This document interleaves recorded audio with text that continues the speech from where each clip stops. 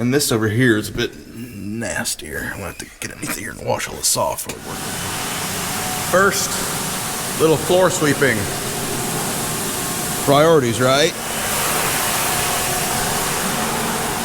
Making Luke proud while he's gone. Plus it's fun.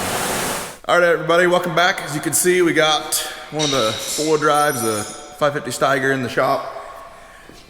Brought it in, we're going to do some hand washing on it and stuff, and then checking the maintenance schedules. As you can see, we got all of our stuff out here, but actually, we usually only do fluid changes once a year. Back when we were just running one 4-wheel drive, we'd do it before every season, but since we've got 2 now for the past several years, it only requires pretty much once a year changes on here, so we're good till after spring. We'll change fluids and stuff in the fall. But I have to go to the other side here to get the creeper. There are a couple of hoses underneath of here that are leaking. One of them is a pretty decent leak. One goes up to the steering block, so definitely want to make sure that that's in good shape. Don't want to lose our steering capability going down the road or something. And then another one is something that goes to the back. I'm not really for sure. It doesn't really matter though. Let's see if we can get underneath here. Turn my light on. Let's turn this up. I don't know how well you're gonna be able to see it, but it's behind this hose right here. You can see there's a bunch of oil and stuff, but this hose goes from here, and then you're not going to be able to tell how far, but it goes all the way up to the bottom of the cab for the steering blocks. So that's plugged right into the steering wheel, pretty much. And this over here is a bit nastier. I'm going to have to get underneath here and wash all this off before we work on it. But as you can see, where's my finger? That dirty, shiny hose right there is right up against the corner of that frame. So I'd imagine that it just rubbed a hole right in it. And this is going to be kind of tricky because it's behind some of these bigger hoses, but it goes along the frame back there, and then the hose isn't very long. The rubber part isn't anyway. Turns into a metal hose and then goes back to the back somewhere. So this will be, I don't know, 4.5 feet maybe, but we're just going to have to fight all this stuff in here, and then this one's probably about the same length. So what I'm going to do is get underneath here with a pressure washer, get all this cleaned off so it's not such a nasty job. And then, while we're not working underneath here while it's dripping everywhere, we're just going to go ahead and hand wash the rest of the tractor, and then we'll actually tear into this tomorrow. But thought I'd show you guys what was still kind of dirty and nasty what we're working with, and see how it goes from here. What I might do, and you could just have a hose made that's that length, but I might have our dealer just get the actual part number and then get the whole hose sent to us. We had a blown hose on our cultivator last spring that they fixed, and it ended up blowing off again. So I might just play it safe and get a whole new shebang, but it's going to be kind of a fight, I think, up here in these tight quarters. So we'll get this thing washed off and then tear into it tomorrow.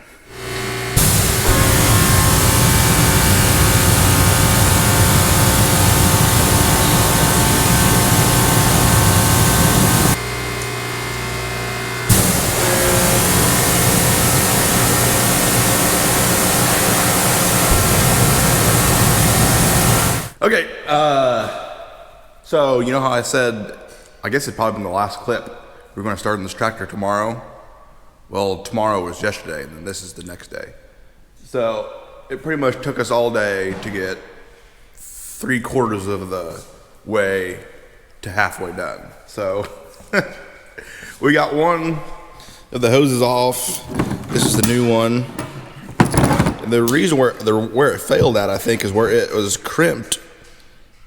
I don't know if it was just a metal band crimped in the middle or if it was spliced in the middle or what, but there's a metal band crimped in the middle and it had failed there. So we just had to make it without it.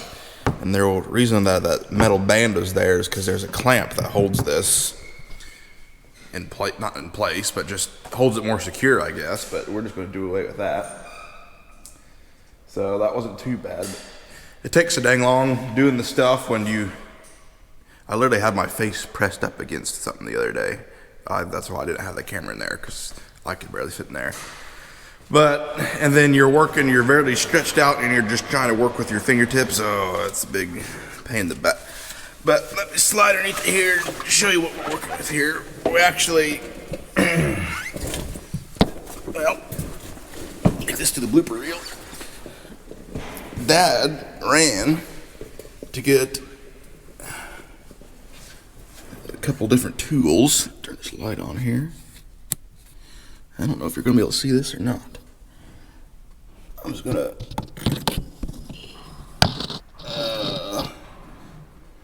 off to the right there on the other side of these metal lines. We got to use a crow's foot.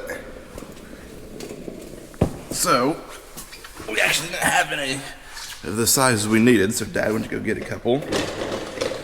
So that's the other hose. We got half of that hose taken off and then just waiting on that, so that's what makes it 3/4.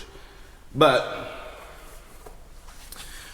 hopefully once that should come off fairly easy now, once we're gonna have what we need, hopefully.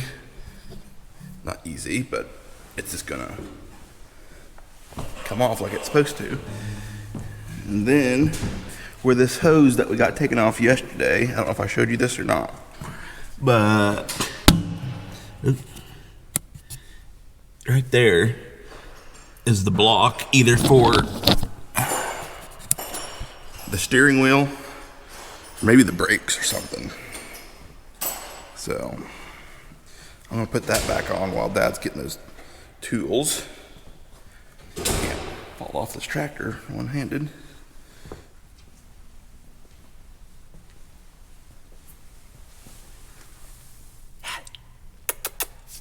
Hey, oh, you good girl, yes it is. We'll go outside.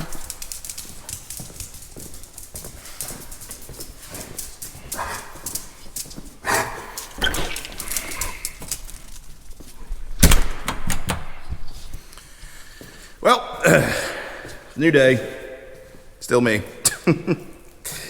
I had to let the dog out. One, it's really cold out, so we keep her in the shop when it's cold. And two, Luke's still in Florida with his family. So he was gonna come home, I don't know, a day or two ago, saw the weather this week, said, nope, I'm staying for another 4 or 5 days. So just me here by myself this morning.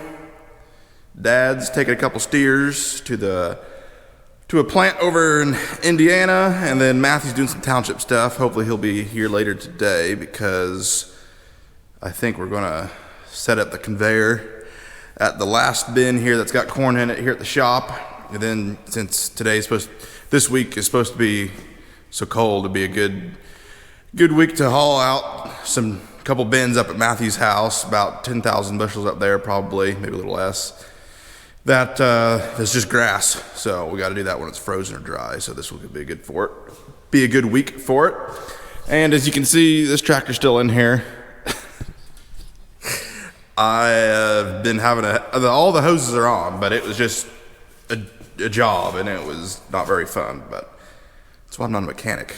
Shout out to all you mechanics out there dealing with people's issues all the time. But got all the hoses on. I don't think they're leaking. At least it didn't look like it. And we checked afterwards. But there's a couple places that where I'm gonna wrap some hose around just to make sure that they don't rub any more holes, and hopefully we won't have any more issues. But after that, I should get that done just within a couple of minutes. And then really, this tractor probably needs waxed, but I'll probably get those hoses done and then do the grain bin stuff. I got to put the motor on that bin out here, get the conveyor out, and then one semi is here and one semi is at the shed with the conveyor. So we'll see. I can move that conveyor by myself, but we'll see what time Matthew gets here. So see how today goes. It's Monday, so President's Day, so the elevator's not open, but we'll get a couple loads preloaded anyways, and so see how today goes for a Monday.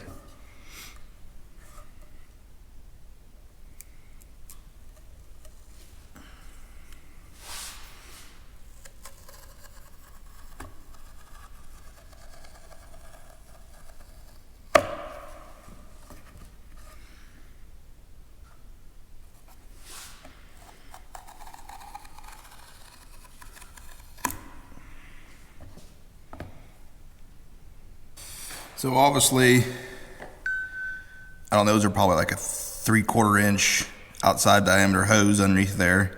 So that's obviously not going to wrap all the way around, but we really just need it on one side, so 4 should be plenty. Get some zip ties and get the strapped on there.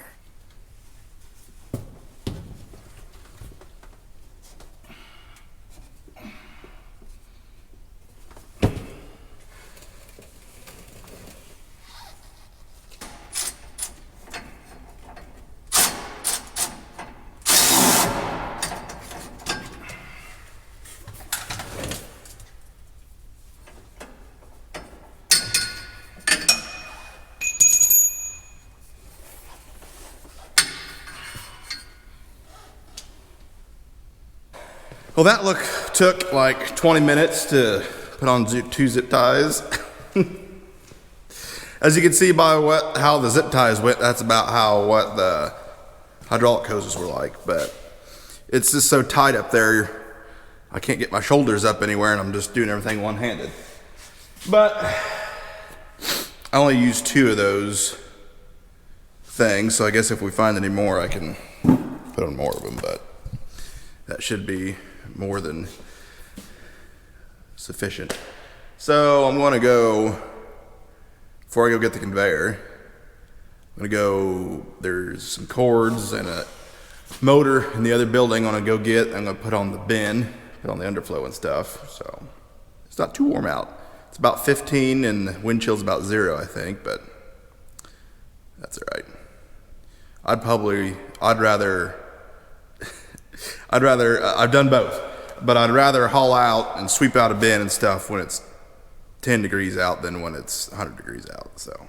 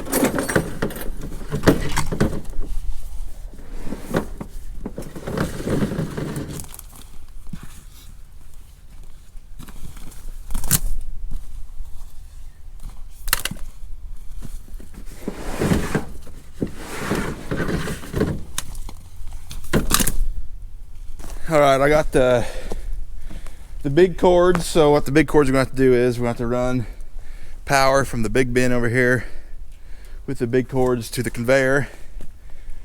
Then I'll have to go back and get the small cords for the underflow motor, and we got to run that to the big bin too. And as you can see, that's not ideal, but that's just kind of how things work with these old bins. Like these 2 bins right here, we've got a picture of the old farmstead here from the 60s, maybe even the 50s. So these 2 bins have been here for a long time. So 6,000 bushel 60, 70 years ago was more than enough, but obviously in 2025 that's not much anymore. But these little bins get the job done. They've obviously more than paid for themselves. So one of these days the goal is to tear these, all 3 of these bins down, put a shed here, and then put 2, 3, 4, who knows, whatever the pocketbook allows at the time, probably like 60 to 80,000 bushel bins, all at, because we've got bins spread out all over, but they're all going to be in one location. So that's the long-term plan anyways, but till then, we're going to make it work with these smaller bins. All right, got it going. Shouldn't take too long to open to get these trucks loaded. We got the side sump and the middle sump opened up all the way, which with our old auger we couldn't do that, but with this belt we can do that, so won't take too long at all. Get 2,000 bushels loaded up. I had some trouble with our buttons over at the power. The buttons themselves were frozen, so I had to take off the panel and pry up on the little plunger with this screwdriver, but I still got all my digits, so that went well. But get these trucks loaded up and probably call it a day. I don't know if Matthew's got anything planned for his planter or not.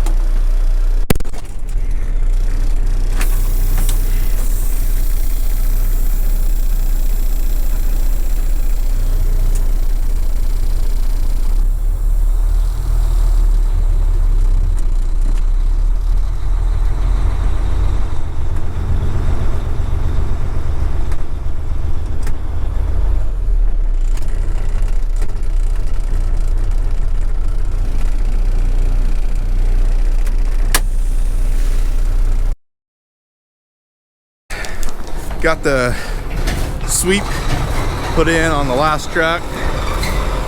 We got the Milwaukee power brush. I don't think it's got the right head on it when you need the rubber paddles, but we'll see how it goes. If not, we just got the old-fashioned brooms and stuff, but I'll show you guys what we're working with here. There's a sweep right here. As you can see, this bin's pretty small, but I don't think it's all going to fit in this truck, but that's all right. We'll be able to get this bin emptied out and then maybe move the conveyor tonight to a different location. That way it's ready to go in the morning, but we're going to see how this power sweep works. Well, the power sweep didn't work very good. I think the corn is getting stuck in the bristles and it was just carrying it all the way back around. So I got the leaf blower and we'll do it the old-fashioned way.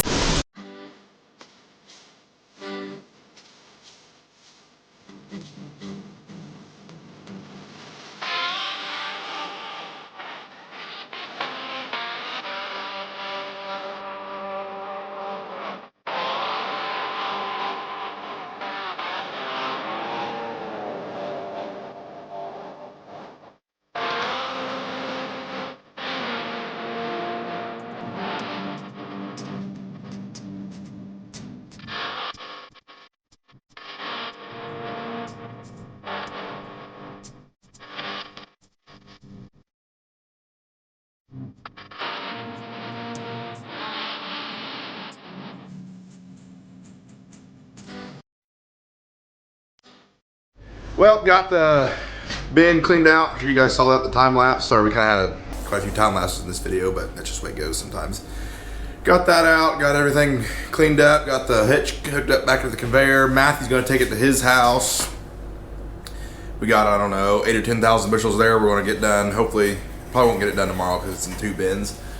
But we'll get that done. Probably won't show any to you guys just because it's kind of rinse and repeat, but appreciate you guys watching and stay tuned for the next one.